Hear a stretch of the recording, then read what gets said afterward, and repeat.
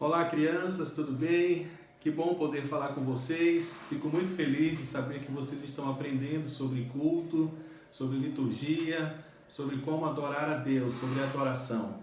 A Bíblia diz que da boca de pequeninos e crianças de peito tiraste o perfeito louvor. Deus se agrada do louvor de todos, inclusive do louvor das crianças, tá? E eu queria falar para vocês como que é feita a liturgia, qual o processo para fazer a liturgia. A liturgia é o que nós chamamos de programa de culto.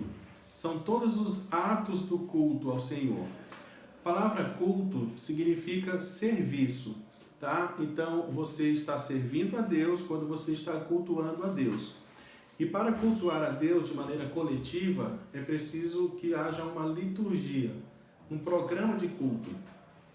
Essa liturgia ela é composta de algumas partes principais. Tá? A liturgia ela compõe-se de invocação, adoração, confissão, dedicação, exposição e a confirmação. A gente, para fazer a liturgia, tem que pensar primeiro qual a mensagem vai ser pregada. Então, eu vou dar um exemplo para vocês. Se eu for pregar em Mateus capítulo 8, verso 23 a 27, que fala sobre Jesus acalma a tempestade. Lembra quando os discípulos estavam no barquinho e veio uma grande tempestade e os discípulos ficaram com medo de o barco afundar? E aí, de repente, Jesus acalmou aquela tempestade e ficou tudo bem? Então, se eu for pregar nessa passagem, eu vou ter que pensar nas leituras que vão ser feitas antes da pregação.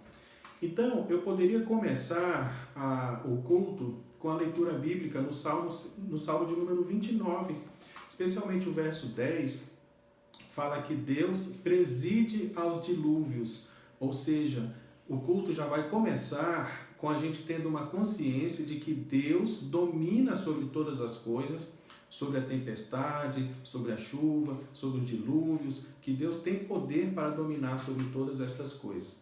Então a gente poderia começar o culto, a parte da invocação, lendo o Salmo 29, dando ênfase no verso 10, dizendo que Deus preside aos dilúvios.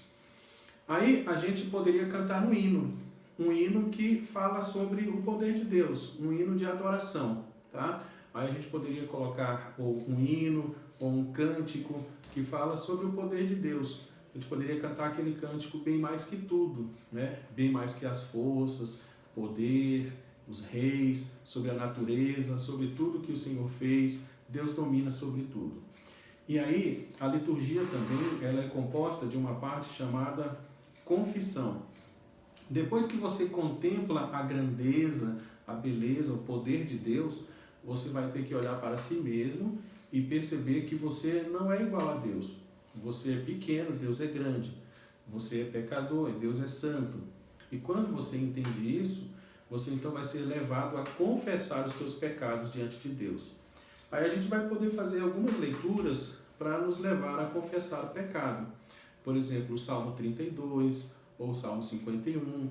O salmista diz assim: enquanto calei os meus pecados, envelheceram os meus ossos pelos meus constantes gemidos, dia e noite a tua mão pesava sobre mim. Confessei-te o meu pecado e a minha iniquidade não mais ocultei. Disse: confessarei ao Senhor as minhas transgressões e tu perdoastes os meus pecados.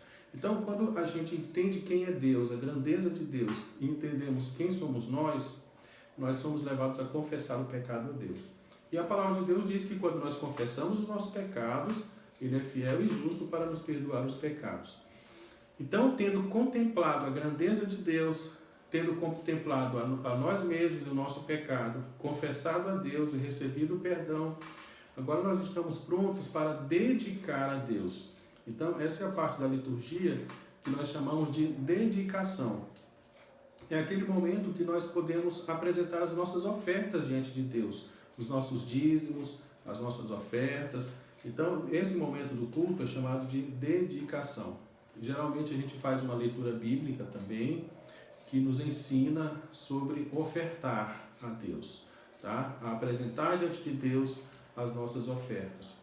O salmista Davi, ele disse assim, que tudo vem de Deus E das mãos de Deus nós retiramos o nosso alimento, o nosso sustento, e quando nós entregamos a Deus as nossas ofertas, é porque nós tiramos das próprias mãos de Deus. Então a dedicação é o momento que a gente está alegre, grato a Deus pelo sustento. E nesse momento da dedicação, a gente pode cantar hinos que falem sobre as ofertas, sobre o louvor, sobre a gratidão. Aí podem cantar hinos de gratidão, como aquele hino de gratidão que fala assim, te agradeço, ó Pai, ou te agradeço por tudo que tens feito, né? Esses cânticos a gente pode cantar, ou a gente pode cantar aquele cântico 55, alegria e gratidão. Então são hinos de gratidão a Deus, ou cânticos de louvor, né? Ou o pastor pode tocar, ou o conjunto de louvor pode tocar os hinos, e nesse momento os irmãos vão trazer as ofertas ao gasofilaço. Aí depois a gente vai ter um momento na liturgia que é chamado de edificação. A edificação é o momento em si da pregação. A gente chama esse momento de pregação também de exposição. Por que ele se chama de exposição? Porque é o momento que a gente vai expor a palavra de Deus.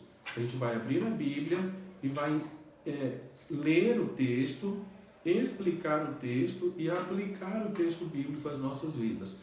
Então, esse momento da exposição é um momento de grande importância no culto, onde é necessário que todos prestem atenção no que Deus vai falar através dessa pregação, que é a exposição bíblica. Aí, nesse caso, nós escolhemos o texto de Mateus 8, 23 a 27, que Jesus acalma a tempestade.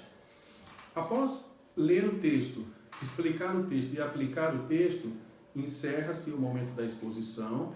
Aí a gente vai ter um momento que eu estou chamando aqui de confirmação. Aí, nesse momento de confirmação, a gente vai escolher um hino que confirme aquilo que a gente acabou de dizer. Seria também um momento de resposta, ou seja, a igreja ouviu a mensagem e agora a igreja vai responder àquilo que a igreja ouviu. É a confirmação.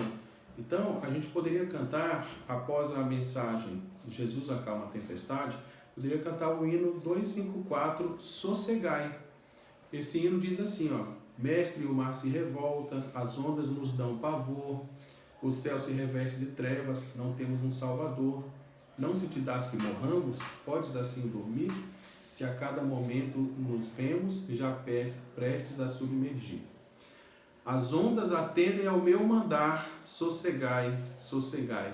Seja o encapelado mar, a ira dos homens, o gênio do mal, tais águas não podem a nau tragar, que leva o Senhor, Rei do céu e mar.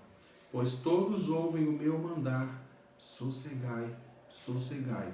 Convosco estou para vos salvar, sossegai, sossegai. Então, esse hino, ele demonstra a ansiedade dos discípulos e o medo que eles estão naquele momento de se afogarem, e as palavras de Jesus, dizendo: sosseguem, fiquem tranquilos, eu estou convosco para vos salvar, sossegai, sossegai. Então, estas são as partes principais da liturgia. Após o hino, geralmente a gente faz uma oração, impetra a bênção e é feito então depois o pós-lúdio, aquele momento que o órgão toca um pós-lúdio ali, um musical, para que a gente possa orar e refletir sobre o que a gente acabou de ouvir. Então estas são as partes da liturgia. Espero que vocês tenham aprendido, que vocês se lembrem de observar quando estiverem cultuando a Deus. Todas essas partes devem ser feitas com reverência, com bastante atenção, com bastante zelo, com muito cuidado, disciplina, e para que possa ser aceito diante do Senhor. Deus abençoe.